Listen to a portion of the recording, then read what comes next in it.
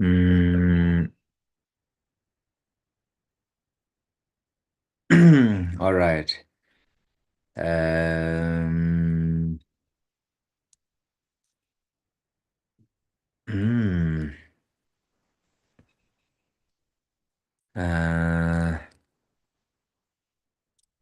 uh, Wonderful.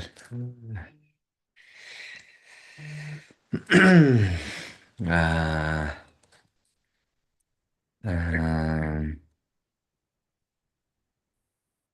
mm, all right. Okay. Very good morning and good evening.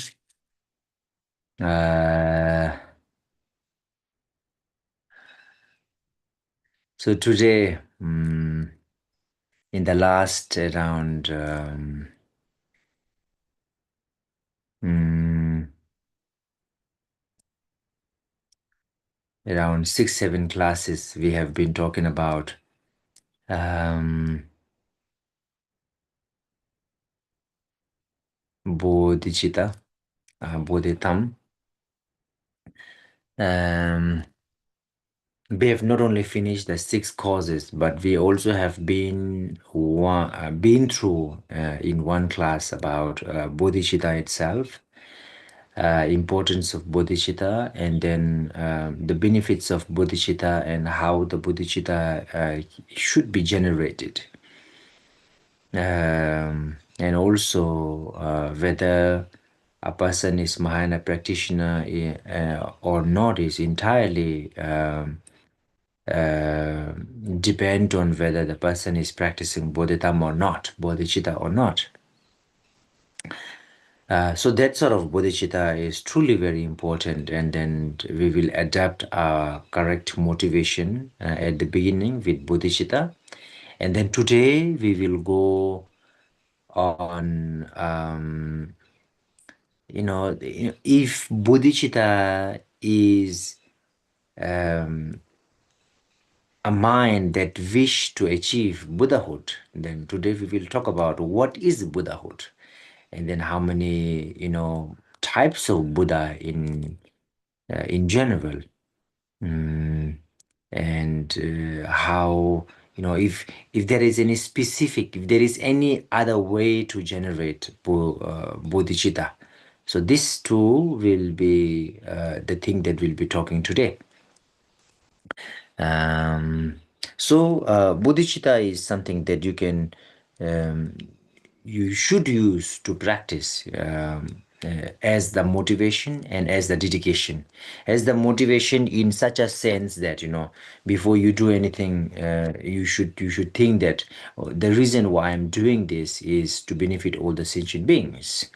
And to benefit all the sentient beings, there is no other way than becoming Buddha myself so that I can benefit other sentient beings. Just like by becoming a doctor, I can help those people who have eye problems. Similarly, or dedication is more like after we do something good, okay, whether it's prayers, whether it's meditation, or whether it's benefiting other sentient beings, or any positive things, after finishing that, it's more like, may I dedicate the merits that I have accumulated to benefit all the sentient beings by being Buddha myself.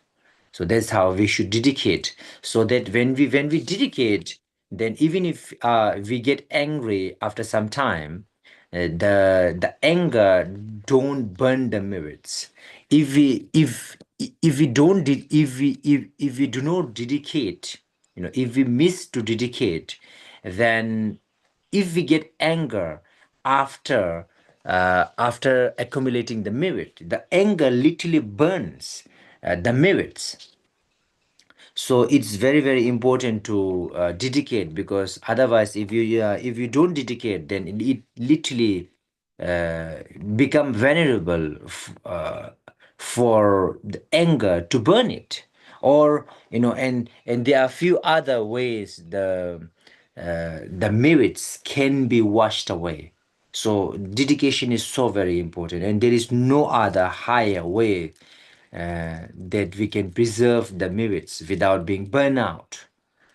So this is, it's more like a repetition. If you walk in an office and then if you never get anger, then, or you have shown a very wonderful behavior or performances in any circumstances, then you have a huge respect in an office.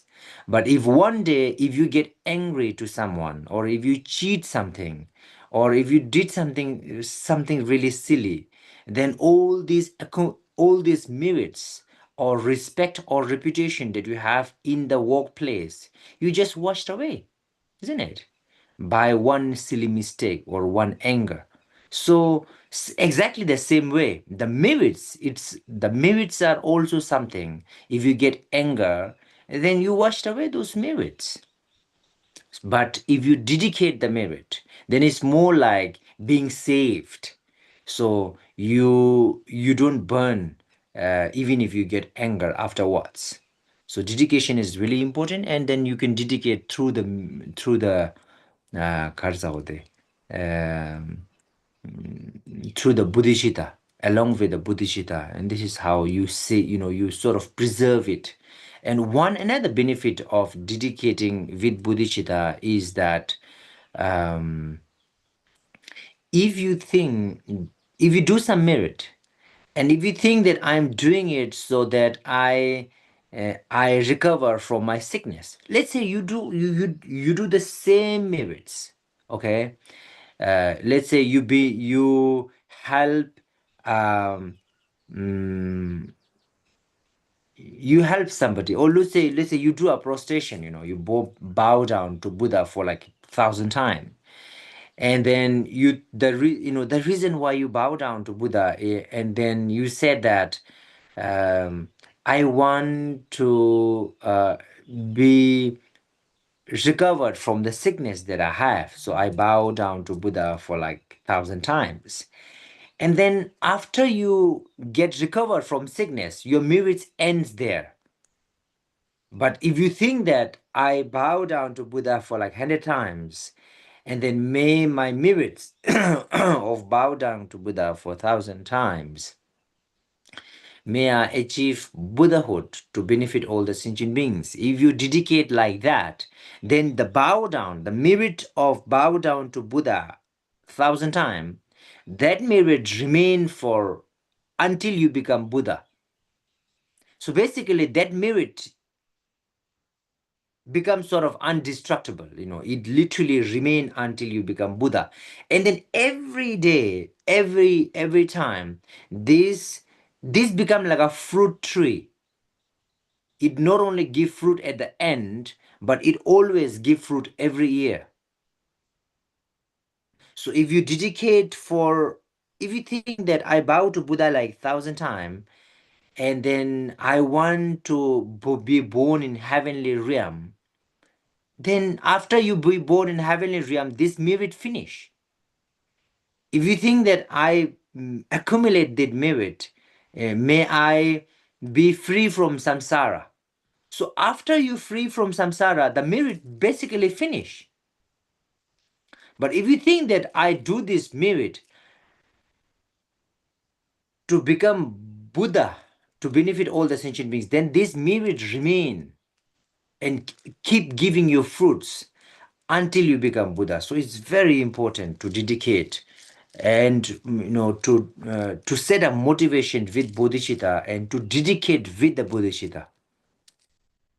All right. So let's set up a motivation, um, with the bodhicitta. Mm, so I'm gonna say this prayer that basically means that to the Buddha, Dharma, and Sangha, I take refuge. By the merits I generate from generosity and so forth, may I achieve Buddhahood to benefit all the sentient beings. The reason why I'm saying generosity is because giving a teaching or sharing Buddha's teachings is a highest form of generosity. Um, there are three types of generosity. The first is generosity of the mundane things, like let's say the clothes, the food, and the materialistic things. There's the first type of generosity, generosity of materialistic things. Generosity of dharma is the second one, which basically is giving teachings or sharing the teachings of Buddha. And the third type of generosity is saving somebody's life. So there's a third type of generosity, and the generosity of dharma, generosity of giving teaching or sharing teaching, is the highest form of generosity, because this not only help in this life, but this can help in future lives. All right. So when I'm saying this prayer, you can think that the reason, the purpose why we are having this uh, time together for about an hour is to benefit all the sentient beings, and to benefit all the sentient beings, may we be able to set up a proper education or understanding of dharma, to become Buddha, so that we can benefit all the sentient beings. That's exactly what I will be saying in my prayers, and also I wish you and hope that you think the same.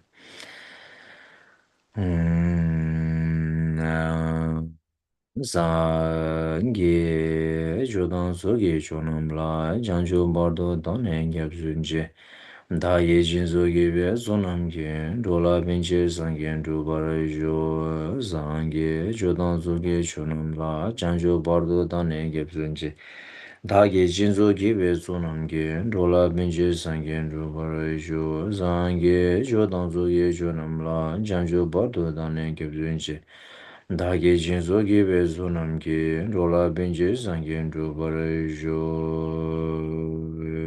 jāngyō sīmbyō rīmbō jī mā gē pānam gē gyō jī gē wā nyam bā mē bā yāng gō nē gōng tō bē wā yō namo lā.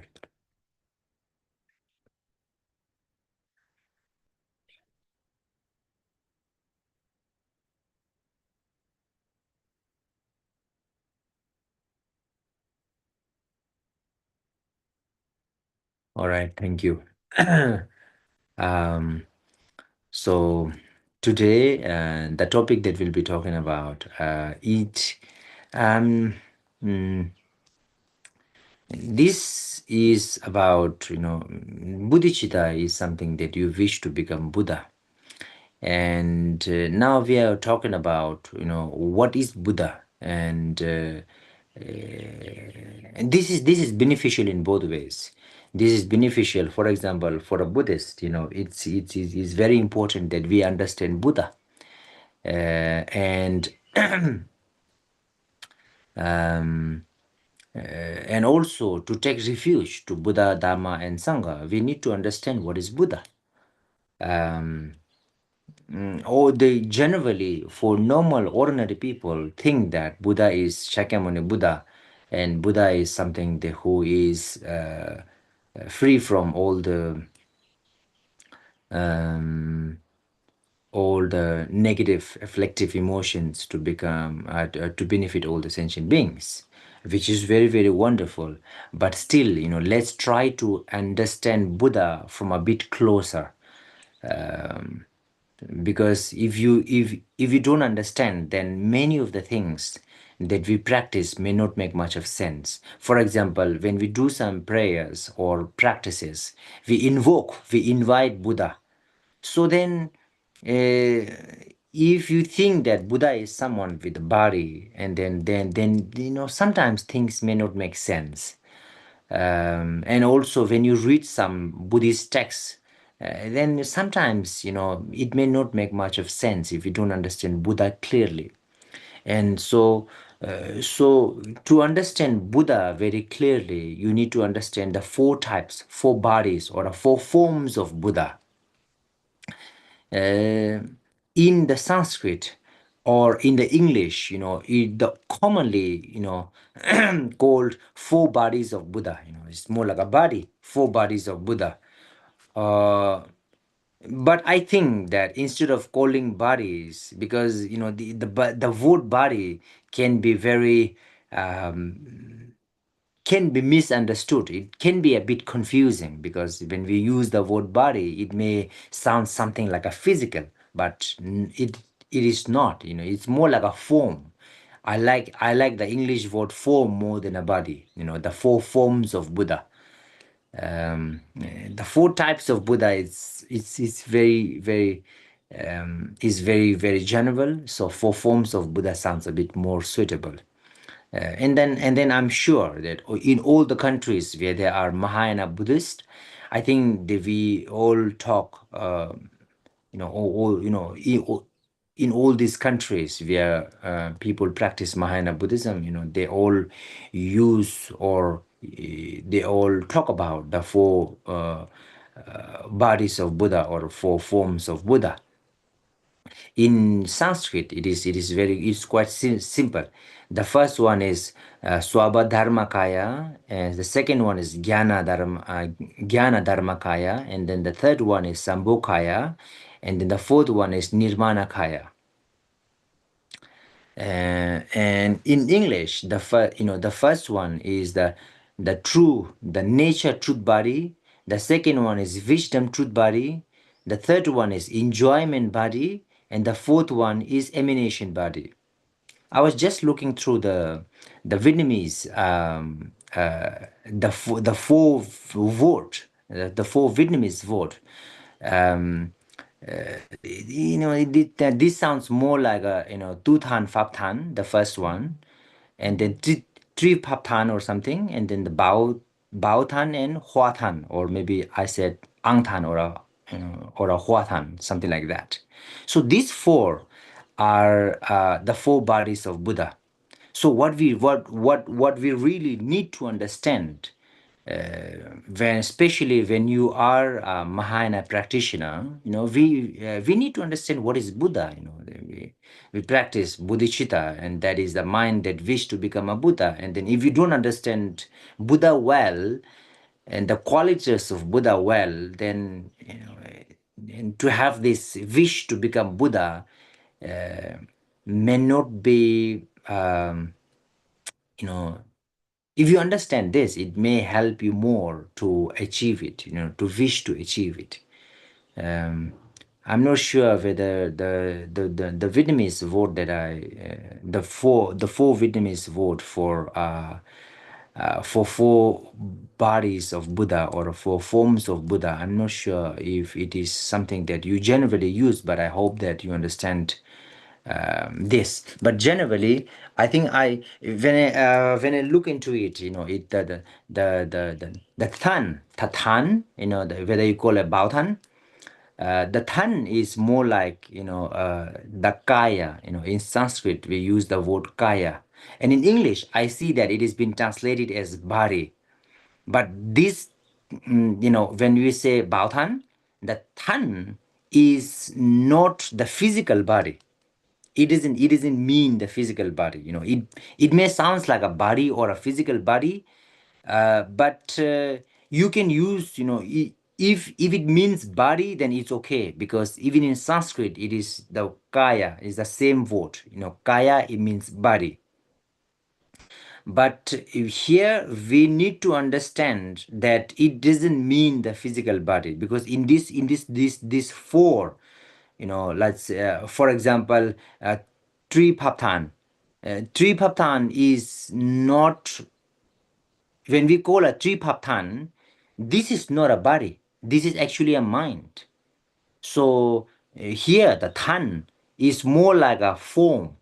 For example, the water in the form of solid is the ice, in the form of I don't know, maybe water vapor, in the form of cloud.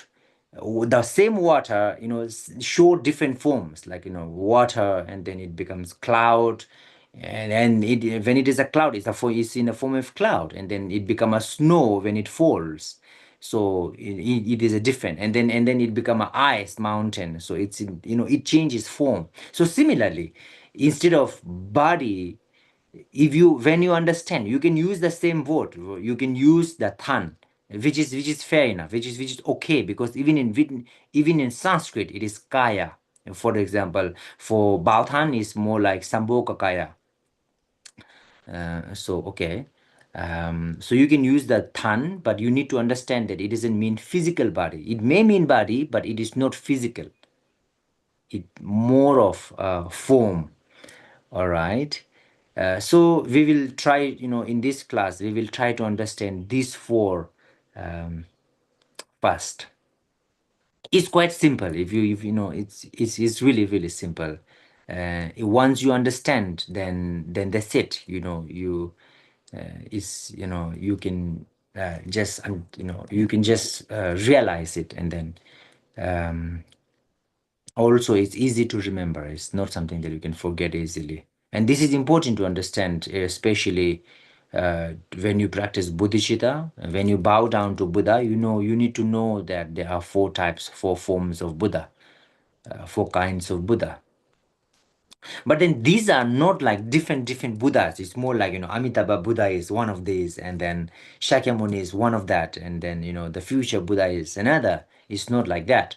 Every Buddha has these four forms. Every Buddha has these four forms. Okay, let me explain with each one, then it becomes really easy. Songhala. Okay, so the first one is Swabha Dharmakaya. Basically, Swabha Dharmakaya is the true truth body. The first one is Swabha Dharmakaya, true truth body. Even in Vietnamese, I say tu than and pathan. No, truth tan pathan, right? So now here, the truth, the nature truth body, basically this is the emptiness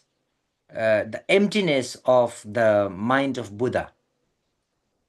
Basically, this is a cessation of Buddha, or emptiness in the mind of Buddha.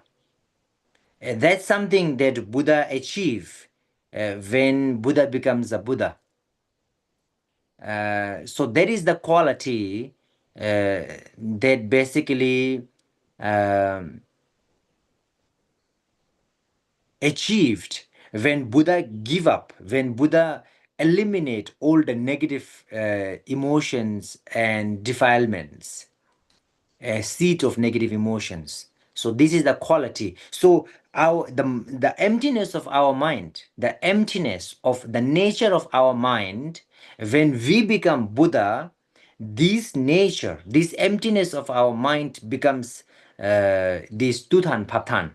There is no other something that it can be, that becomes in Buddha, or that appears in Buddha, but our nature. When we are not a Buddha, when we are an ordinary being, the emptiness of our mind, the true nature of our mind itself become tutan patan. So this is the reason why we call the nature. Tu is more like a nature. Tan maybe is more like a truth, is it? And then, or Tutan is like nature, and Pap so more of Dharma, or maybe a truth. Tan is more like a body. So that this is the true nature of our mind, and when we become Buddha, this become true nature or the truth body of Buddha. That's you will understand more when you understand the others. This is the first one.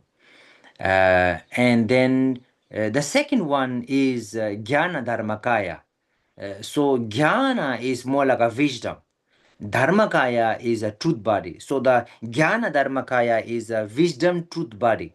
So in Vietnamese, you may say Patan. So Patan is more like a Dharma body, the truth body, let's say. And then the tree is more like a wisdom, if I'm not mistaken, over here. So if it is not a wisdom, then it should be a wisdom. Because it talks about wisdom, truth body. Basically, this is the mind of Buddha.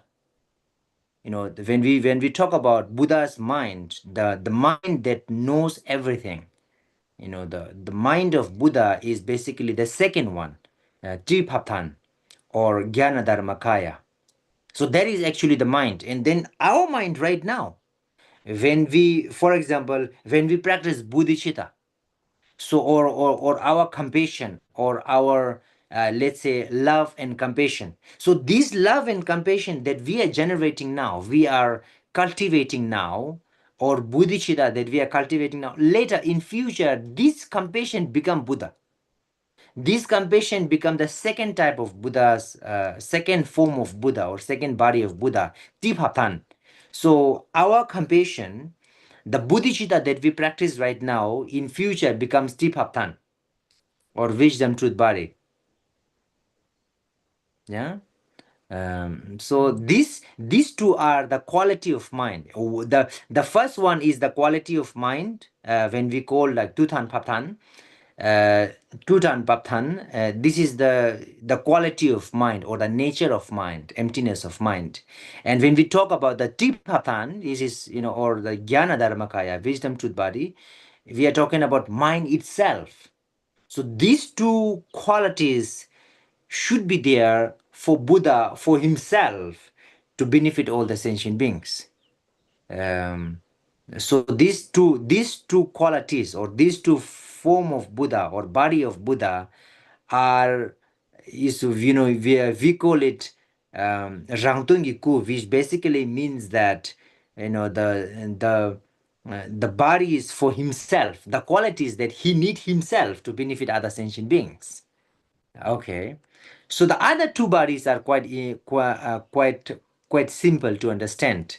The third one is Sambhogakaya. Sambhogakaya is, the Baotan.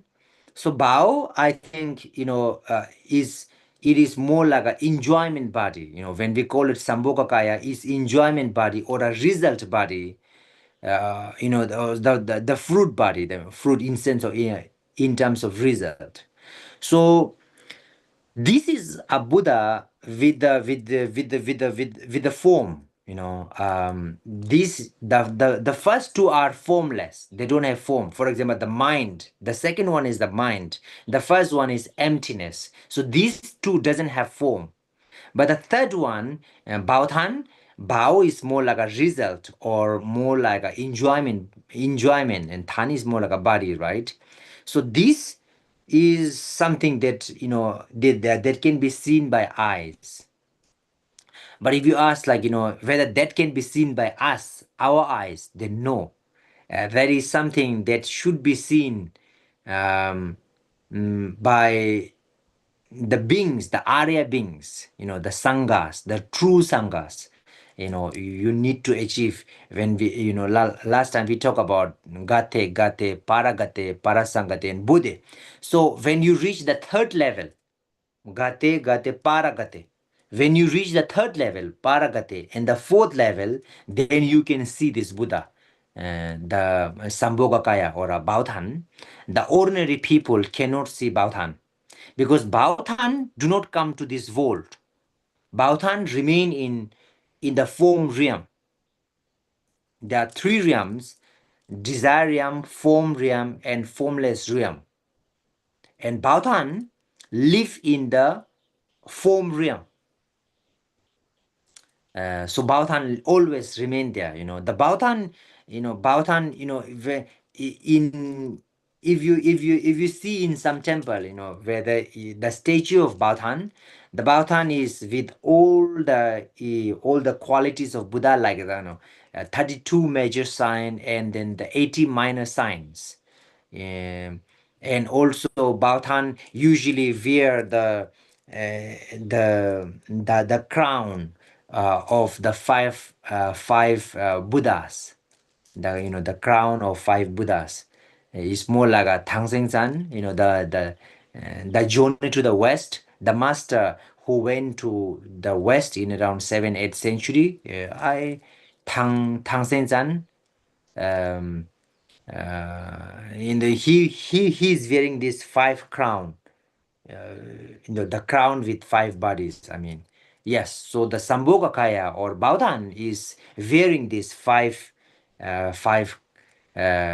crown. Okay. So, but then you need to understand that every Buddha, for example, when you become Buddha one day, you get these four kayas, four tan at the same time. Every Buddha has four types of this four tan, four tan. So basically, when we talk about four tan, it's the four qualities that everybody who become Buddha, who achieve Buddha, they also achieve this. All right. So now this Bauthan, the third one, when we call Bauthan or the Sambhogakaya or enjoyment body, it has five qualities. Okay, it has five qualities. And then, not all the Buddha is Sambhogakaya. Yeah, not all the Buddha is Sambhogakaya. For example, the Buddha who come to this vault is not Sambhogakaya, because Sambhogakaya never come to another vault. Sambhogakaya is always in the form realm. So the Buddha, all the Buddha that come to this vault are emanation. It's more like an emanation sent by the Buddha in the form realm, the Sambhogakaya. The Sambhogakaya is the main Buddha, and then he sent the emanation. It's more like, he sent one body to this vault, one body as a human, one body here, one body there. So he is the main thing. And then the main Buddha, and he always remain over there in the heavenly realm, or a form realm. Okay. Now, when you understand these five qualities of Sambhogakaya, then you will be understand the others quite easily. The first quality is okay.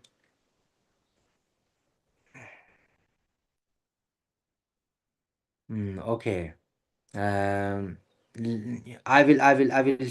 will say from the easier one, so that it's easier for you to understand. Sambhogakaya, the Bauthan, always only teach Mahayana Buddhism. There's a first quality of Sambhogakaya or a Bauthan. Bauthan only teach Mahayana teachings. That's the number one. The student of Bauthan or enjoyment body or Sambhogakaya, the student of him is only, not ordinary, but student of him is only Arya Bodhisattva. Is a Pusa, is a Bodhisattva, um, uh, not ordinary Bodhisattva, Arya Bodhisattva. Bodhisattva, Gate, Gate, Paragate. So Bodhisattva who reach Paragate level, not Gate level, or Gate the first level, second level, third level, fourth level Bodhisattva. So the student of him is only the third and the fourth level of Bodhisattva. So he give teaching only to the third level and the fourth level of Bodhisattva. When you reach the fifth level, you become a Buddha. But the Sambhogakaya or Bauthans teach the student. He give teaching to only Botat for of the third level Botat and the fourth level Botat. All right.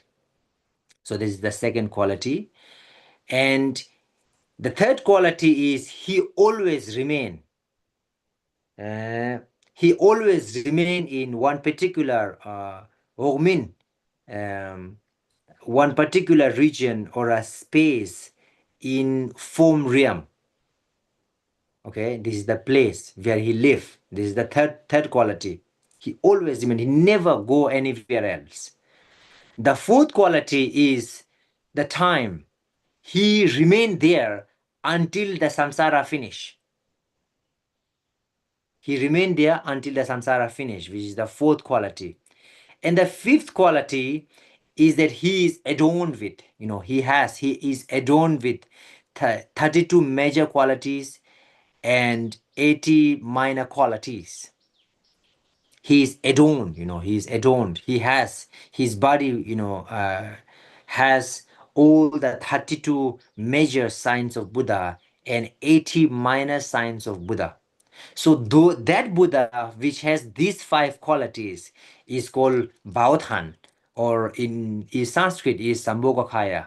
In English it's more like a enjoyment body. So there's a third type of Buddha. And now we'll talk about the fourth type of Buddha. The fourth type of Buddha is Nirmanakaya. Now, this is quite interesting and very important to understand, because whenever we talk about Buddha and then the Buddha who appeared in this world, Buddha in different forms, what comes in our mind is Nirmanakaya. Nirmanakaya is emanation body. In Vietnamese, I see that when I checked this morning, I saw that there are two words. What the one is Ang Tan, and then the second is Hua Tan. It's the same thing, same thing. I think it's same. So let's use the word Ang Tan. Not because I know it, but because it sounds quite easier for me to say. So is emanation body. So the Ang Tan is sent by Bauthan. Bauthan remain in the heavenly realm, the form realm. So when he remained there, but he sent the emanation, and when he sent the emanation, it's more like he sent the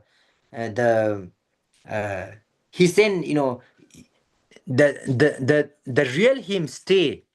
The real him stay in the form realm, but he send the different forms. He can make 2 body, 3 body, 4 body, and then send to the different world. All right. He always remain in the form realm, but he can send body. It's more like he send emanation. Yeah, he sends sort of a copy. It's more like he don't have to go himself, but he can send one body.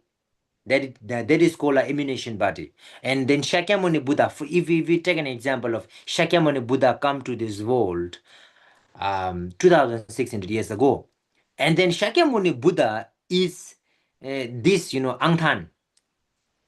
So Shakyamuni Buddha is Angtan of who? Who sent him? So the Bauthan, Shakyamuni Buddha's Bauthan is live in the form realm.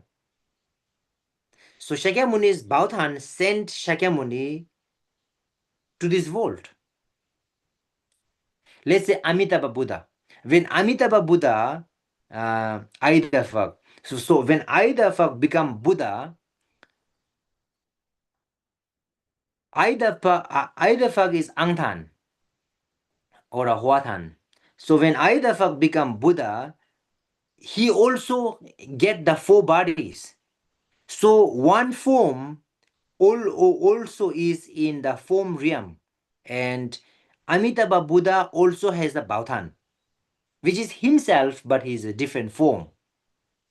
The Bauthan always remain in the form realm, but Angtan show different body to benefit sentient beings, and Amitabha is one of that. Shakyamuni is one of that. So then let's try to understand this Nirmanakaya or emanation body or Angtan a bit deeper. So Angtan usually can be classified in the teachings. Angtan there are 3 types of Angtan. The first one is life emanation, skilled emanation, and supreme emanation. There are 3 types: life emanation, skilled emanation, and supreme emanation. I'm really sorry. I don't know the word in Vietnamese, but then if you understand, then it's easier. So the life emanation is more like for example, when we talk about Milopusa, the reason why we say Pusa is in the sutras, it is called Pusa, because when Buddha come to this world, he appeared as a Pusa. Although he is Buddha in reality, but he sort of a pretend as a pusa to help to help the students to raise the question to Buddha. And also Kwantheam actually is Buddha, but he appeared as a pusa when Buddha come to this world, so that he can ask questions to Buddha, he can request to Buddha, because he know exactly what to ask and where to ask and how to ask and all these things. So for example, Kontham or Avalokiteshvaraya appeared as a bodhisattva to help ask the question, raise the question, and so forth. So basically, um, if you take an example of, let's say, Kontham or Milopusa, or the Milopusa is um, in one of the heavenly realm right now. Um, but he appeared in many different forms to help different beings, even nowadays. Let's say Quantiam um, or let's say Milopusa, they come to this world many times in different forms. Sometimes we don't even know. For example, sometimes he even come to help us, or maybe join some of our prayers, and it can be many ways. Help go born somewhere where he can help, but he will not show as if he's a Buddha. He will show as if he's an ordinary practitioner or ordinary being. Or he can even show, appear in the form of birds, if appear in form of different things as well. Sometimes in some sutras it say that if there is no bridge, sometimes some Buddha manifests as a bridge so that people can cross through. So it can be possible in some circumstances. But then let's talk about, for example, Milopusa in Vietnam. In Vietnam, I see that in majority of the temples, they have the statue of Milopusa outside the temple. A very big Buddha.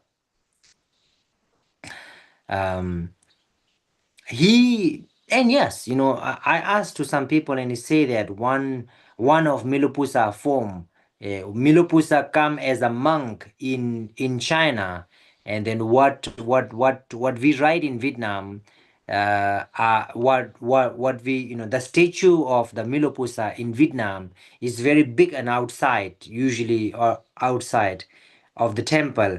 And then that is actually, we call that Milopusa, but that is actually the monk in China who people believe that they are who people believe that he is emanation, this fourth body, the emanation, or a Huathan or Angthan of Milopusa. Milopusa is in heaven, but Milopusa, one form that comes to this world, is in the form of that monk. So in Vietnam, we have the tradition of writing that.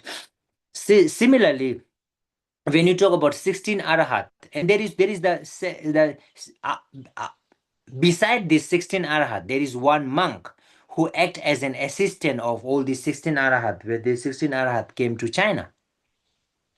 So people believe that he is the emanation of Amitabha, either fuck. Sorry.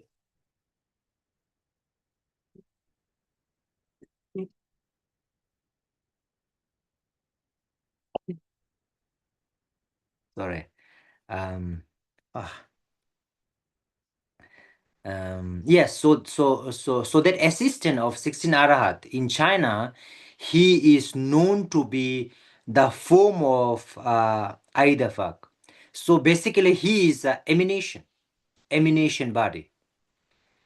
So emanation body can be born as a man, male, female, or as some animals, or in the form of birds, or in the form of marines, in the form of many different any kind of species or any kind of beings.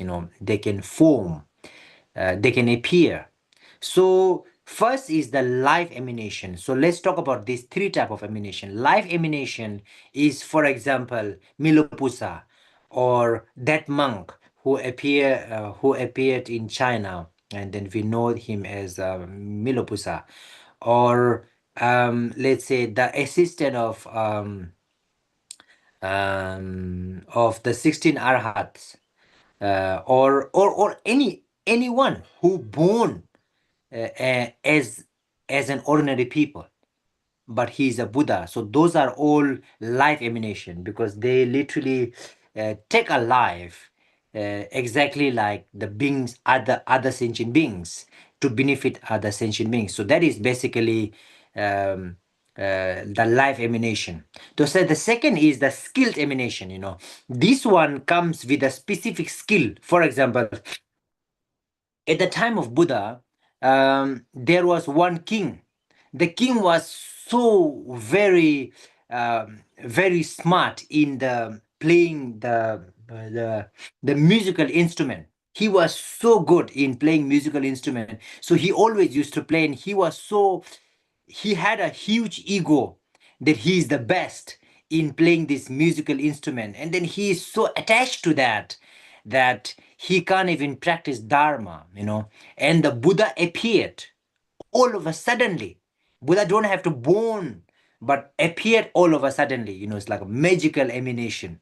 This is the skilled emanation. The skilled emanation can just appear right over there. And and the reason why it says skilled, because it comes with some skill, uh, to show some skills. And the Buddha appeared in front of that king who has a huge ego, and that ego avoid him from practicing dharma. um, so when this skilled Buddha appeared in front of that king, then the skilled Buddha showed that he can play the musical instrument much, much better. From one string, he can, bring out like, 300, something different tunes. So he played that in front of that king, so that he can show that king that there is nothing that you have to have so much of ego when you know something like that. And by this means, by showing this skill, Buddha literally uh, reduce his ego, and then slowly he convert into practicing. He convert himself into a practitioner, and then he start to practice by reducing his ego. Otherwise he had so big ego that he never practiced dharma, or he is so attached to the ego, attached to what he know, and then have a huge ego out of it, then he listen to nobody else. So when this skilled Buddha appeared in front of him, then it can change him. So similarly, this skilled Buddha can come and compete in Olympic, can come and compete with somebody to reduce his ego and so forth, so that he can help people to practice. So that is the second type of emanation Buddha, or a Huathan or a Angtan, which is called skilled emanation, skilled Angtan. Okay. There's a second one. The third one is supreme, the highest, the supreme Angtan, or a supreme Nirmana Kaya, or emanation body. So this one, the supreme, is more like the one who show, for example, Shakyamuni Buddha is the supreme Angtan, or a supreme emanation body, or Nirmana Kaya, because the reason why this is called supreme is more like he appeared as an ordinary people, and then he appeared as if he become a monk, give up the worldly life, become a monk, practice, become Buddha, give teaching, and then he show all these 12 great deeds. We talk about 12 deeds of Buddha Shakyamuni, right? So exactly the same way, the supreme Angtan show the 12 deeds, 12 great deeds, uh, as an example for the people to practice, and also give a teachings, turn the wheel of dharma. So for example, um, that's for this world. In this world, the supreme Angtan shows the 12 great deeds. And then there is the 12, the supreme Angtan of Pure Land as well. For example, the Amitabha is the supreme Angtan. The Angtan has the three types, as I said: the life Angtan, skilled Angtan, and the supreme Angtan. So Amitabha Buddha is supreme Angtan of Pure Land. There are many types of Pure Land, but Sukhavati Pure Land, what we generally call blissful Western Pure Land. So Amitabha is supreme Angtan of blissful Pure Land. Yeah? And Shakyamuni Buddha, who appeared in this world 2,600 years ago, he's supreme Angtan of impure realm, this world, let's say. So there is Angtan. So basically, with this, so we not only understand these four bodies. Now, what is more important is to know that if we, is to know how we can relate,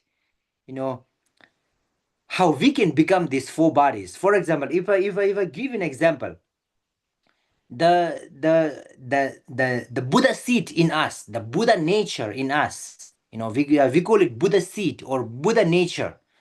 The foundation or a potential to become Buddha in us, in our mind, which is the emptiness of our mind, that the hatred, jealousy, envy, ego, greed, selfishness, these are not the nature of our mind. These are just like a cloud. If the nature of our mind is very clear, like a clear sky, and these emotions are not in nature, but these are just like in outer, like a cloud. And one day this can be removed. So the clear mind, or the clear sky like mind, which is the emptiness of our mind. So that is basically, when we have that, we have the nature to become Buddha. So we already have it. So this is the reason why we can become a Buddha, because we already have the nature. For example, the king's son. The king's son has a nature, a potential to become a king in the future. Exactly the same way, we also have that Buddha nature, that one day it can become that Tutan Faptan, or the Swaba Dharmakaya, the nature truth body.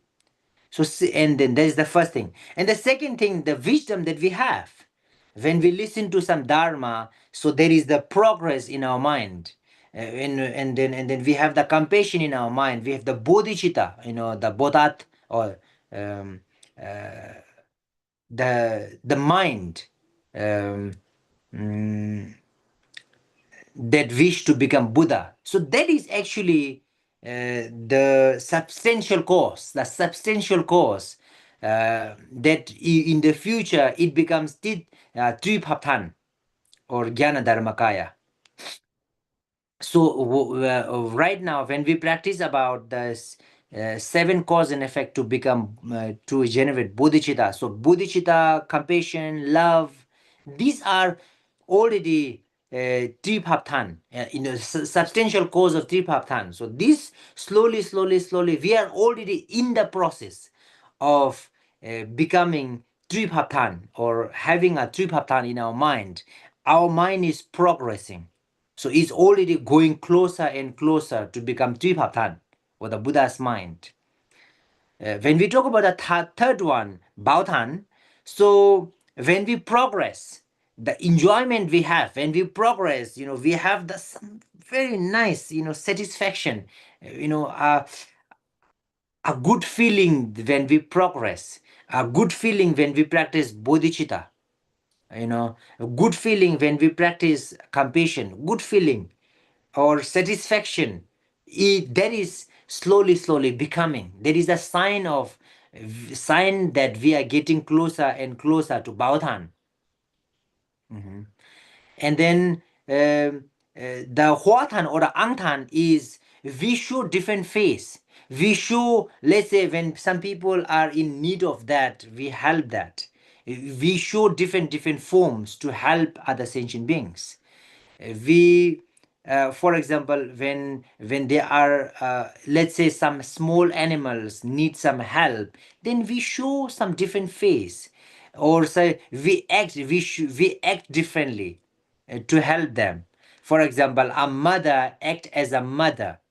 If a mother is a doctor, then the mother act as a doctor for a patient. Act as a mother to a child, act as a sister to the siblings, act as a daughter to the mother or to the parents. So these are all different ways, different forms, different emanation or a form that we show. These are all, or every act of kindness, every act of compassion. These are already shows that we are in the process to become Angtan, or let's say different types of emanation. So this is basically the four Buddhas. So when we talk about becoming Buddha, we're talking about becoming this four Buddha. So when we become Buddha, we achieve these four qualities at the same time. So we achieve the Huathan in this world, but we achieve the Baothan is in the heavenly realm. So before we become Buddha, our body become two or three. Yes, it has to be. When we reach the in the five parts, Bodhat, four Bodhat, and the Buddha, Gati, Gati, Paragati, Parasangati, and Buddhi. So Gati, Gati, Paragati, Parasangati, these are the Bodhat, Bodhisattva, and this is the Buddha. So before you become Buddha, you become Bodhat. So when you become Bodhat, when you reach the higher and higher level of Bodhat, you can make your bodies handed, and you can born in the 100 different place at the same time, 1,000 different place in the same time, 100,000 bodies in the same time. You can literally born in 100 different place and play 100 role and benefit 100 communities at the same time, and then 1,000, and then 100,000, and then million, and then billion, before you become Buddha. So one body born in the Pure Land, and that body becomes a Baothan. One body born over here in this world, the impure world. What do you say? The general world where we live, and that achieve Angtan or a Huatan. So this is how it works, and the reason why I wanted to share these four types of Buddha is because when you read some sutras, I'm sure that these words comes out, whether it's Tutan Paptan or Tripaptan or a Baotan or a Hautan or a Angtan. So when we talk about these bodies, you know what it means. And then when we talk about achieving Buddhahood, may I achieve Buddhahood. Now, from now onwards, when you talk about may I achieve Buddha to benefit all the sentient beings, now you know that when I am saying the word Buddha, I'm talking about these four thans, yeah, four bodies. And there's something that I want you to understand and have it in your mind, and so that you can use in your practice, so that if you see little bit of changes in your mind, and then when you show different act of compassions, you are literally becoming closer and closer to the these four bodies. That's what I want you to know. And then also the Than over here doesn't mean a physical body. Than is more like a form, different forms, the form, because not all these four are the physical body. When I say the tree Pathan, tree is more like a mind of Buddha. So this is nothing to do with the physical form, but we call it Tripathan. So that Than is for the mind, not for the physical body. Right? actually. So the English word, it has been translated as body, and body, but the form is little more suitable and is more accurate. I understand why it is translated into the body, because in the Sanskrit it is the word kaya. So the kaya generally means body. That is what I wanted to say. And I and then to generate this bodhicitta, the bodhitam, there are three kinds of bodhitam that people, the practitioner, generate. Bodhitam that at the beginning generate like the king, bodhi, like, yeah, bodhicitta, bodhitam like a king, bodhitam like a boatman or a sailor, and bodhitam like a cowherd, the person who herd the cow, who take care of the cow. Yeah. So there are three ways to generate at the beginning. Bodhicitta like king, bodhicitta like a boatman or a sailor, and bodhicitta, the third one is bodhicitta like cowherd. The reason why I'm saying cowherd, not shepherd, is because cowherd is the actual word in the sutras. So bodhicitta like a king is more like, first I become Buddha and then I help all the sentient beings. This is the actually accurate one. This is something that really happens, that is possible to happen. The bodhicitta like king means the king go first and then the assistance comes afterwards. So the king, bodhicitta like king, bodhitam like king, is like, I become Buddha first and then I help all the sentient beings.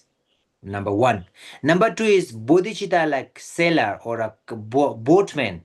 This is like the boatman crossed the ocean exactly the same time the passenger in the boat. It's more like the boat, it is not like the sailor cross the ocean first and then the passenger, the people in the boat, cross later. No, they all cross together. So the second bodhicitta like sailor is when a person think that I don't want to become Buddha first. I want to become Buddha at the same time all the sentient beings. So I want to become Buddha together with all the sentient beings. This is not possible. But there are a lot of great bodhisattvas who delay their who who delay their own Buddhahood, who don't want to become Buddha, but they want to become only along with with others. For example, the father don't want to, if there is a fire in the house, the father don't want to go out of the house first, save himself first, but he think that I will also bring all my children. When there is a fire in the house, I will also bring my children and go out of the house together with the children. This, in this context, it's something nice. But if you think about mud, the somebody, people are drowning in the mud. So what you need to do is, you can help the other person to get out of the mud first. But what you need to do is that you need to get out of the mud first, so that you can help other by throwing a rope or giving you a hand or anything to help others out of the mud. So that is when you give the mud example, the bodhicitta like king is more relevant. So, but this one, the bodhicitta like a sailor, for example, this is comes in the sutra that talks about the wisdom Buddha, Manjushri Buddha, the Manjushri Buddha's Pure Land or a vault. The bodhicitta like sailor talk about. Um, so there are a lot of bodhisattvas who think that they don't want to become Buddha first, but they want to become Buddha with all the sentient beings together. That's wonderful. Uh, and then the third one is bodhicitta like cowherd. Cowherd, the person who take care of the cow, or a shepherd, let's say, similar. Uh, the bodhicitta like a shepherd is more like, I don't want to become Buddha first. I want all the sentient beings to become Buddha first, and then I will become Buddha at the end. This shows the huge courage. This is not possible, but this shows the wonderful courage, the huge motivation. It's more like, I don't want to get out of the suffering first. First, I will let all the sentient beings out of the suffering. It's more like when there is a fire in the house, first he save all the other people to get out of the house, and then he think that I don't want to get out of the house first. First I want to save all the people, then I save myself. That sort of attitude, this shows a huge courage, um, and dedication, and a huge love for all the sentient beings. So this is the way the Kwantheam generated his bodhicitta, or her bodhicitta, bodhitham. So these are just the three ways that practitioner generate at the beginning. Um, uh, yes, but generally, the way it generate is exactly like the king. You must become a Buddha first, otherwise you cannot help all the sentient beings.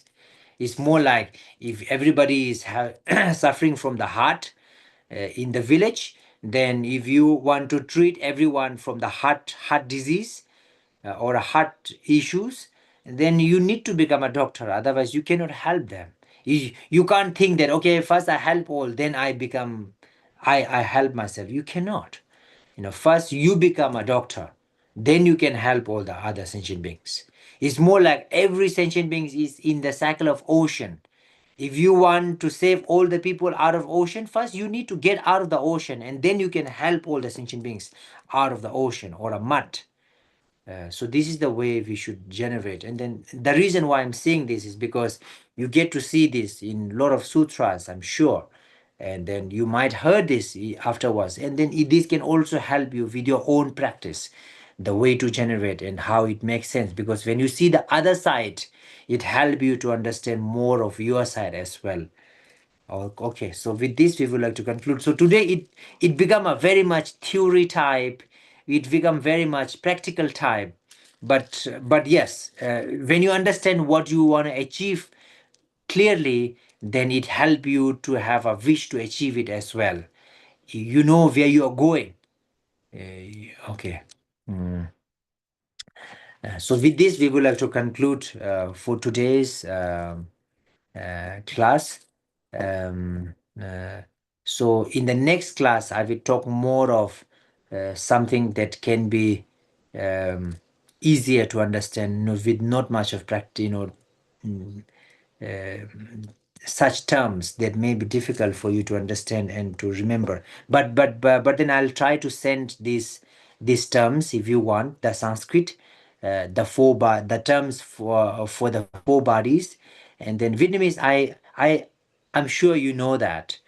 Because these are just common words, I guess. But then the Vietnamese Buddhist terms are comes from Chinese origin word.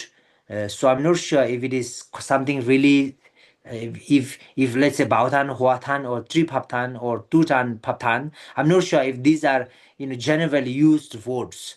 If it is not generally used words, I'm not sure if it is difficult for you. But then still, when you know the reason, when you know the meaning, then it's quite easier to understand and to keep in mind. Okay, so with this we will like to conclude for today. And one another reason why it is good to understand this four is because you understand that when you practice something, when your mind be progress, and when your bodhicitta becomes better and better, when your compassion becomes stronger and stronger, then you know that you are getting closer and closer to Tripaptan. And then when you have a sort of a satisfaction, enjoyment of learning and practicing, that there is a sign of you developing Bauthan. When you show different forms, when you show different face, different act of compassion, different act of love to different, according to the different people, that shows the sign of becoming Angthan or a Huathan. This is how we know that these four bodies are very much relevant to us, and then we are on the process to becoming that four, or achieving that four bodies. With that, I conclude for today. And also a short prayer, because what you know right now is very, very precious, is a very profound points and very important points that we must understand in our practice. I hope that it not only benefit you, I hope that this also help you to share to more and more people, so that more and more people are aware of this and understand this, and this practice can benefit more and more people. So I'll say a quick prayer so that you have a very good health and a successful practice and a meaningful life, so that you can not only have a happier and meaningful life, but you can also help other people to have a happier and meaningful life. So for that, you need to have a good health, and also you also need to have a smooth practice without any obstacles in your life, because the sickness can be one of the major um, obstacles in your life for your practice, and laziness can be one another major obstacles in your life to practice. So may you always be free from sickness.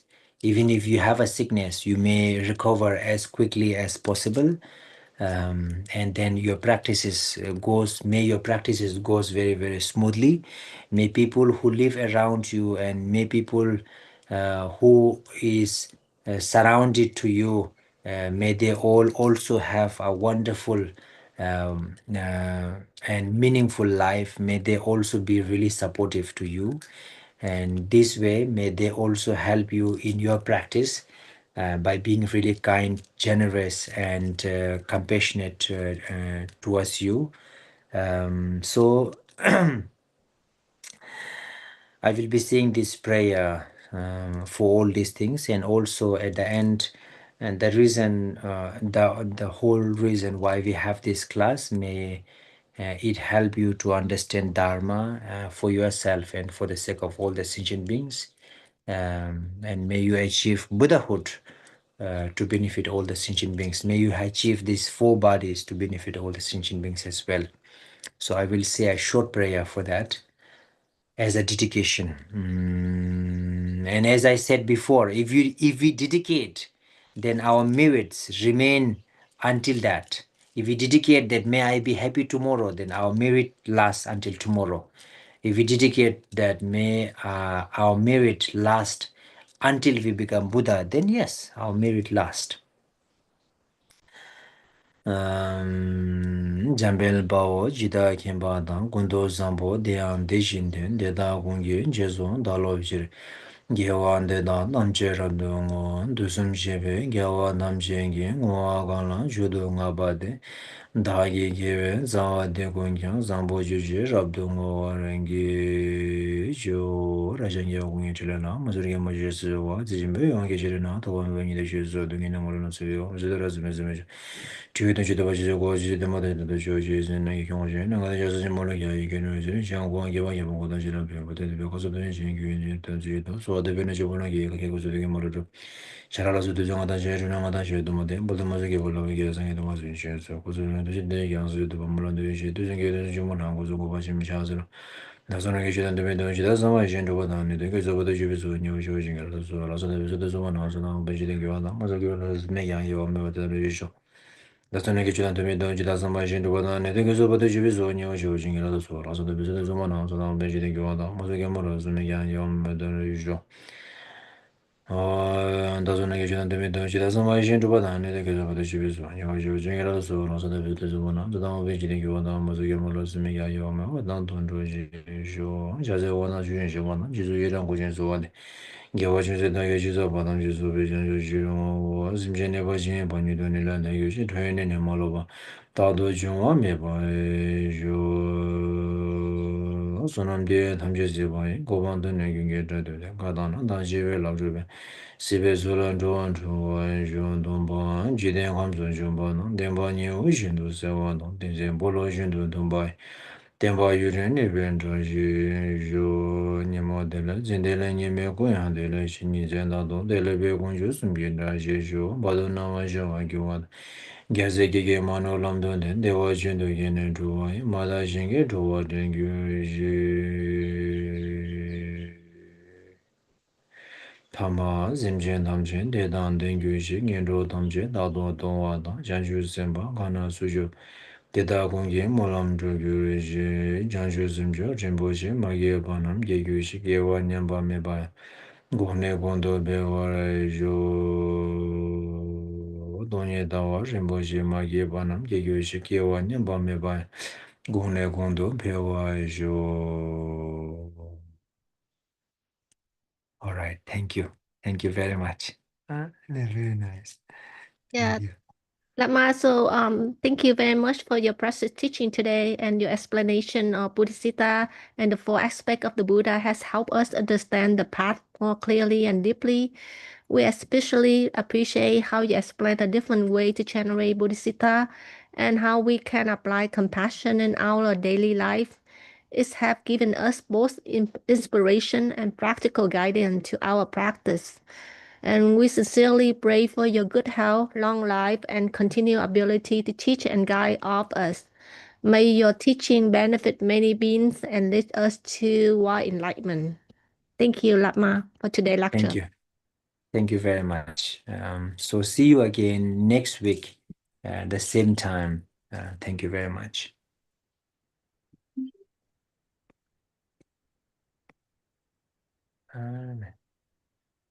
Mhm.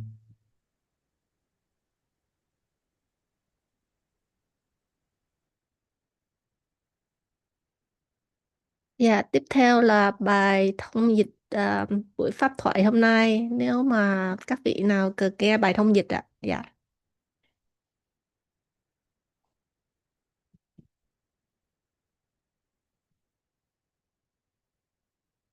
Thì Ngài Lạc Ma bắt đầu buổi pháp thoại bằng chào buổi sáng và chào buổi tối. Hôm nay trong vòng học cuối cùng qua 6 cái lớp học trước, thì cái lớp học là sau qua 6 và 7 lớp học lần trước, chúng ta đã học được về Bồ Đề Tâm. Chúng ta đã hoàn thành 6 lớp học và hiểu rõ hơn về tầm quan trọng của Bồ Đề Tâm, cũng như cách Bồ Đề Tâm được phát khởi. Một người thuộc Đại Thừa không phải chỉ được xác định bởi việc họ có thực hành Bồ Đề Tâm hay không, mà chính là tâm Bồ Đề, tâm hướng về việc thành tựu Phật quả. Có bao nhiêu loại Phật quả? Có những phương pháp nào để phát khởi Bồ Đề Tâm? Đó là những điều mà chúng ta sẽ cùng tìm hiểu trong ngày hôm nay. Và động cơ rất là quan trọng. Trước khi làm bất cứ điều gì thì hãy khởi tâm vì lợi ích của tất cả chúng sanh. Nguyện cho chính mình thành Phật để có thể giúp đỡ tất cả, giống như một vị bác sĩ chữa lành bệnh cho người khác. Nguyện đem tất cả công đức này hồi hướng đến tất cả chúng sanh, mong cho tất cả đều thành Phật. Nếu chúng ta quên hồi hướng sau khi tích lũy công đức thì tâm sân có thể thiêu đốt công đức đó. Vì vậy, hồi hướng là cách để giữ gìn và bảo vệ công đức, không thể để bị nó mất đi. Nếu chúng ta nổi giận hoặc làm một điều gì đó thiếu chánh niệm thì tất cả công đức đã tích lũy có thể bị tiêu hao chỉ một sai lầm nhỏ. Nhưng nếu chúng ta hồi hướng công đức thì công đức đó sẽ được giữ lại, không bị mất đi. Hồi hướng công đức thông qua Bồ Đề Tâm là điều rất quan trọng. Thí dụ như là nếu bạn làm một việc thiện với mong muốn chữa khỏi bệnh cho mình, chẳng hạn như bạn lại Phật 1.000 lại và có nguyện rằng con nguyện lại Phật 1.000 lại, mong cho điều này sẽ giúp cho con được hết bệnh. Thì sau khi hết khỏi bệnh thì công đức đó cũng có thể xem như là kết thúc và thiêu hết. Um, nhưng nếu mà bạn lại 100 hay 1.000 lại với tâm nguyện, con làm điều này để mong được thành Phật nhằm lợi ích cho tất cả chúng sanh, thì công đức đó sẽ không mất đi mà còn tiếp tục tồn tại cho đến khi bạn thành Phật quả. Công đức ấy sẽ tiếp tục trổ quả nhiều lần, tích lũy dần cho đến khi bạn đạt đến giác ngộ hoàn toàn. Nếu bạn làm việc thiện với ước nguyện được sinh về cõi tịnh độ, thì khi bạn sinh được về cõi đó thì công đức ấy xem như đã hoàn thành mục tiêu. Cuối cùng khi hành trì, ta có thể phát nguyện như sau: con xin quý y Phật nương nhờ công đức bố thí và tu tập này, nguyện cho con đạt được quả vị thành Phật. Thì tâm quyết định sức mạnh và tuổi thọ của công đức. Bồ đề tâm giúp công đức không bị mất mà trở nên vô lượng và lâu dài. Thì có 3 loại bố thí. Thì bố thí tài vật là sự cho đi vật chất giúp đỡ người khác bằng những gì mình có. Thứ hai là bố thí pháp, chia sẻ chánh pháp, truyền dạy, chia sẻ lời dạy đúng đắn để giúp người khác hiểu đạo, chuyển hóa khổ đau. Còn thứ ba là bố thí vô ý, cứu mạng, bảo vệ sự sống, giúp người khác thoát khỏi sợ hãi nguy hiểm hoặc cứu sống sinh mạng. Trong 3 loại này, cao quý nhất là là chia sẻ giáo pháp. Tại vì khi mà chia sẻ giáo pháp thì bạn cho họ có lời dạy đúng đắn và giúp họ hiểu biết, chuyển đạo và chuyển hóa được khổ đau. Ngoài ra, um, và sau đó thì Ngài Lạt Ma đã thực hành cầu nguyện và hồi hướng công đức đến tất cả chúng sanh. Việc này có ý nghĩa sâu sắc, không giữ công đức cho riêng mình mà chia sẻ hồi hướng đến tất cả, với tâm nguyện tất cả đều được an lạc và đạt được giác ngộ. Thì Ngài đã đọc một bài chú nguyện trước khi tiếp tục bài pháp. Dạ. Và sau đó thì là bố thí không chỉ là cho vật chất mà còn là cho trí tuệ và sự an toàn. Và cao hơn nữa là chia sẻ công đức với Bồ Đề Tâm để lợi ích cho tất cả chúng sanh. Thì chủ đề hôm nay là nói về Bồ Đề Tâm, tâm nguyện muốn trở thành Phật. Vậy Phật là gì?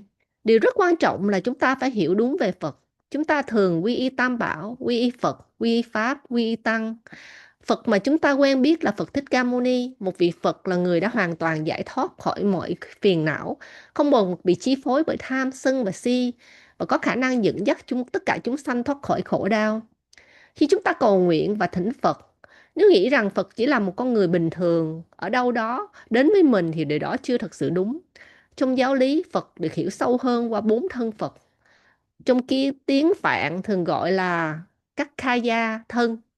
Tuy nhiên chữ thân có thể gây hiểu lầm như là thân vật lý, nên hiểu là 4 phương diện hay là 4 hình thái biểu hiện của Phật sẽ phù hợp hơn. Trong nhiều truyền thống đại thừa, người ta thường giảng về 4 thân Phật như sau.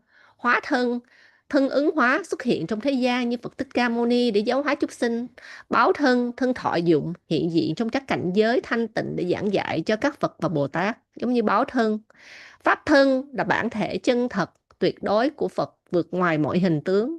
Tự tánh thân, tự nhiên thân, sự hợp nhất của tất cả các thân, bản chất trọn vẹn của sự giác ngộ. Thì hóa thân là xuất hiện trong thế gian để giáo hóa chúng sanh, ví dụ điển hình là Phật Thích Ca Mâu Ni. Đó, đây là hình tướng mà chúng ta có thể thấy, nghe và học. Báo thân là thân vi diệu, thanh tịnh, chỉ các bậc Bồ Tát cao cấp mới có thể thấy. Thân này thuyết pháp trong các cảnh giới thanh tịnh là kết quả của công đức và trí tuệ tích lũy. Còn pháp thân là bản thể chân thật của Phật, không có hình tướng, không có sinh, không có diệt. Chính là chân lý tuyệt đối, tánh không bản chất của mọi hiện tượng. Tự tánh thân là sự hợp nhất của 3 thân trên, biểu hiện trọn vẹn của giác ngộ viên mãn, không thể tách rời, không thể phân chia. Phật không chỉ là một người mà là toàn bộ trạng thái giác ngộ hoàn hảo. Hiểu 4 thân Phật chúng ta thấy con đường tu không chỉ là hình thức bên ngoài mà là phát triển trí tuệ và từ bi đến viên mãn. 4 thân, 4 hình thái của Phật đều quan trọng và chúng ta cần hiểu đúng.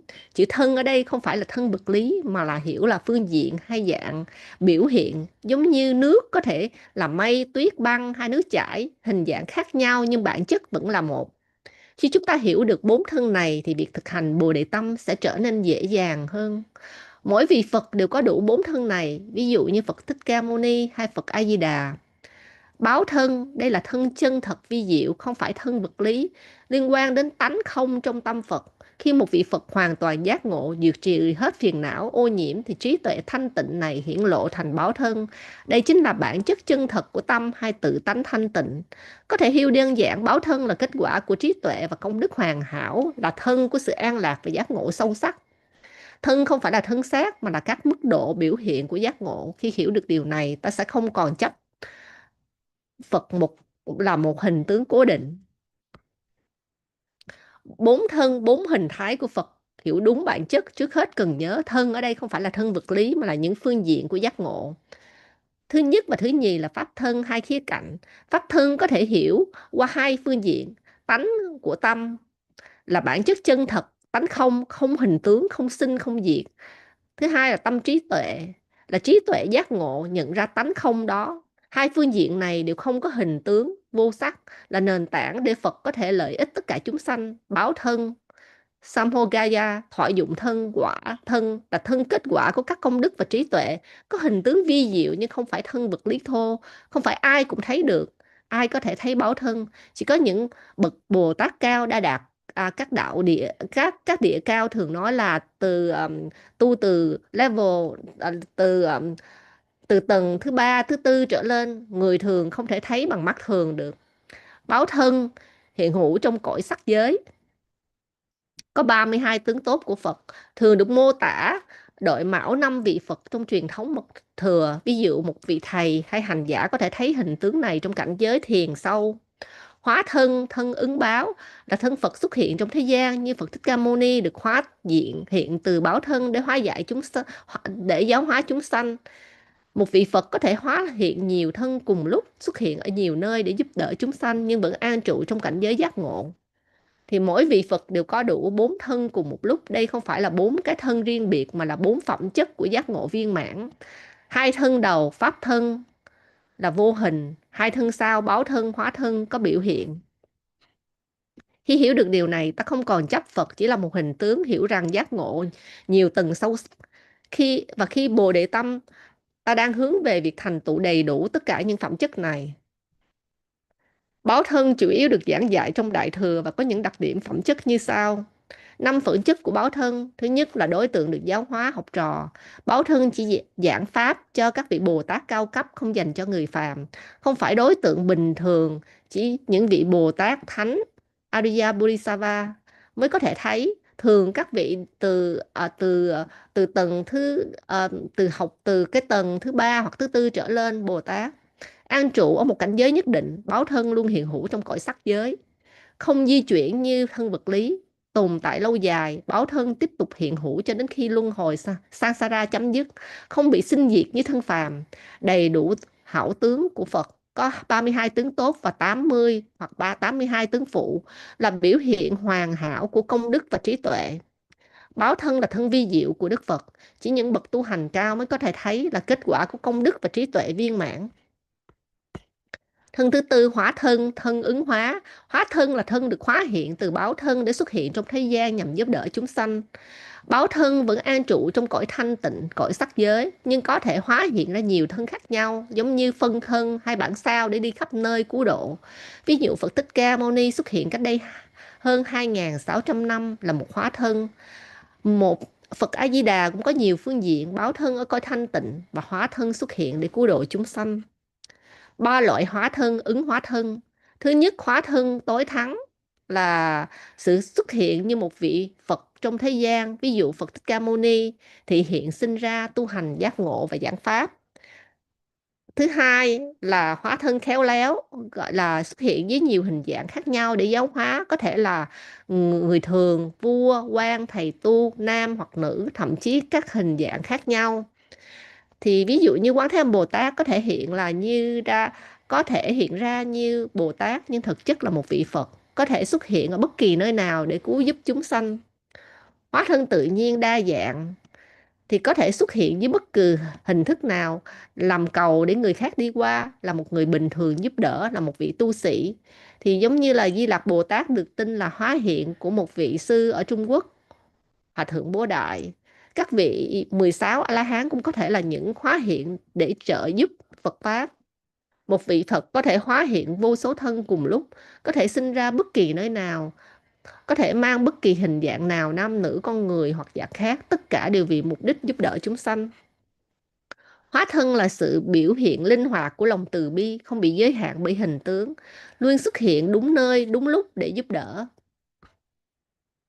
Hóa thân thì có 3 loại hóa thân, ứng hóa thân, gọi là hóa thân. Thứ nhất là hóa thân ánh sáng tự nhiên, thì ngài gọi là light natural emanation, là những hóa thân xuất hiện một cách rất tự nhiên, khó nhận ra, có thể là người bình thường nhưng thực ra là Phật thị hiện để giúp đời. Ví dụ một vị sư như Hòa Thượng Bố Đại, Di Lạc hóa thân. Những người bình thường xung quanh ta nhưng có thể là hóa thân đến trợ duyên, có thể liên hệ đến các vị như Di Lặc Bồ Tát. Thứ hai là hóa thân khéo léo, gọi là skillful emanation. Phật xuất hiện để phá chấp chuyển hóa tâm của người. Ví dụ một vị vua rất giỏi nhưng có cái ngã lớn không chịu tu tập, và vị đó chơi nhạc rất là giỏi, thì Đức Phật có thể xuất hiện và thể hiện tài năng vượt trội hơn, ví dụ chơi nhạc giỏi hơn, nhờ đó mà làm giảm ngã mạn của vị vua thì giúp người đó quay về thực hành pháp. Thì Phật có thể dùng phương tiện thiện xảo gọi là skillful means, có thể xuất hiện trong bất kỳ hoàn cảnh nào, thậm chí như thi đấu, tranh tài, để giúp người khác buông bỏ những dính mắc chấp trước. Điều thứ ba là hóa thân tối thắng, Supreme Emanation, là hóa thân xuất hiện như một vị Phật trọn vẹn trong thế gian. Ví dụ Phật Thích Ca Mâu Ni từ bỏ đời sống thế tục, tu hành giác ngộ, thuyết pháp chuyển bánh xe pháp, thực hiện 12 hạnh, 12 công hạnh của một vị Phật. Và Phật A Di Đà là hóa thân tối thắng trong cõi tịnh độ an lạc. Thì tất cả những điều này không chỉ để hiểu về Phật, mà là để hiểu về chính mình. Trong mỗi chúng ta đều có Phật tánh, Buddha nature. Nền tảng của Phật tánh là tánh không của tâm. Khi không còn tham, sân và si, tâm trở nên trong sáng, giống như bầu trời luôn trong nhưng bị mây che, mây tan thì trời hiện ra. Cũng vậy, khi phiền não lắng xuống, bản tâm sáng suốt hiển lộ. Chúng ta có khả năng trở thành Phật vì đã có sẵn hạt giống giác ngộ bên trong, giống như con của vua có tiềm năng trở thành vua. Chúng ta có Phật tánh nên có thể thành Phật. Sự phát triển của tâm, trí tuệ và bồ đề tâm. Thứ hai là trí tuệ phát triển trong tâm của Phật. Cùng với đó là lòng từ bi trong tâm, tức là bồ đề tâm. Tâm nguyện muốn thành Phật để lợi ích cho tất cả chúng sanh. Có nhiều phương pháp để phát khởi bồ đề tâm, trong đó có pháp 7 nhân quả. Liên hệ với báo thân, khi chúng ta tiến bộ, khi thực hành từ bi, khi khởi tâm giúp người, ta sẽ cảm nhận được niềm an lạc nhẹ nhàng trong tâm. Đó là dấu hiệu cho thấy tâm đang dần tiến gần đến phẩm chất của báo thân. Liên hệ với hóa thân, khi thực hành giúp đỡ chúng sinh, ta có thể biểu hiện với nhiều vai trò khác nhau, là con, là cha mẹ, là anh chị em, là bạn bè. Tùy hoàn cảnh ta biểu hiện khác nhau để giúp người. Đây giống như hóa thân, ứng hóa thân ở mức độ thực hành. Khi giúp người, giúp động vật, giúp bất kỳ chúng sanh nào, ta đã hiện ra với những hình thức phù hợp. Tiến trình tu tập trước hết là thành Phật. Sau đó, trước khi thành Phật, tiến trình tu tập là trước khi thành Phật thì ta sẽ trở thành Bồ Tát. Khi mà bồ đề tâm đủ lớn thì mạnh dần thì chúng ta có thể tu hành thành tựu giác ngộ. Và khi thành Phật thì có đủ 4 thân, 4 phương diện cùng lúc, có thể ở cõi thanh tịnh, báo thân, đồng thời xuất hiện ở thế gian nhiều hóa thân khác nhau.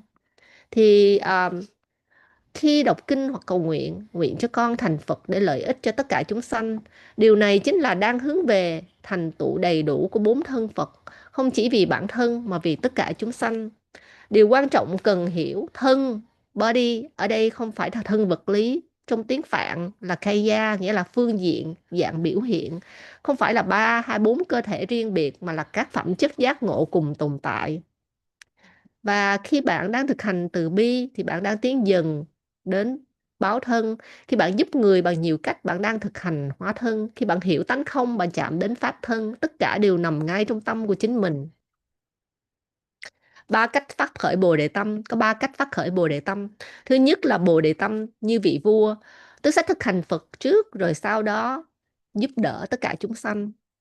Giống như vua đi trước, thần đi sau. Ví dụ muốn chữa bệnh cho mọi người thì tôi phải trở thành vị bác sĩ trước hết thì mới có thể chữa bệnh cho tất cả mọi người.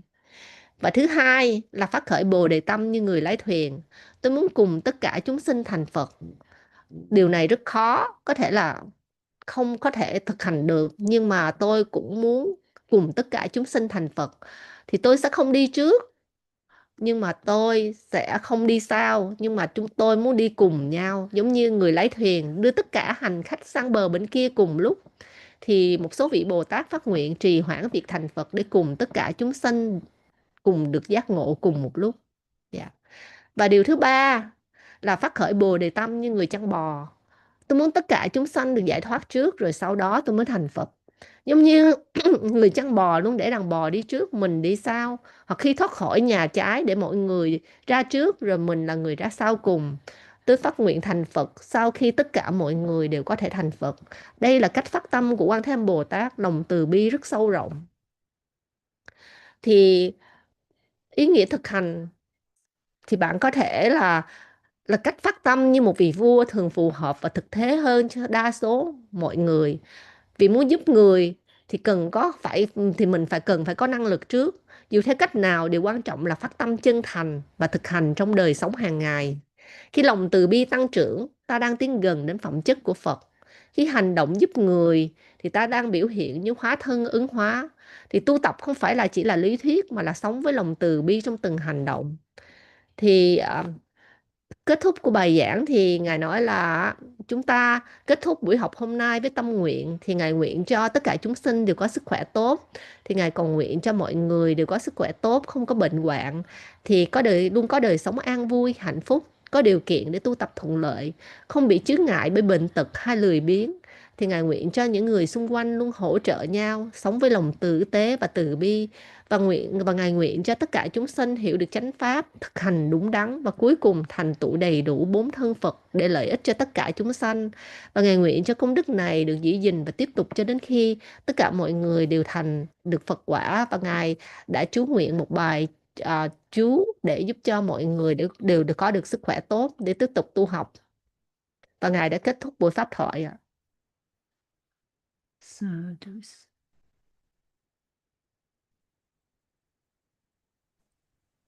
thú, sa thú, sa thú. Cảm ơn chị nhiều. Cảm ơn cảm ơn chị. Dạ. Yeah.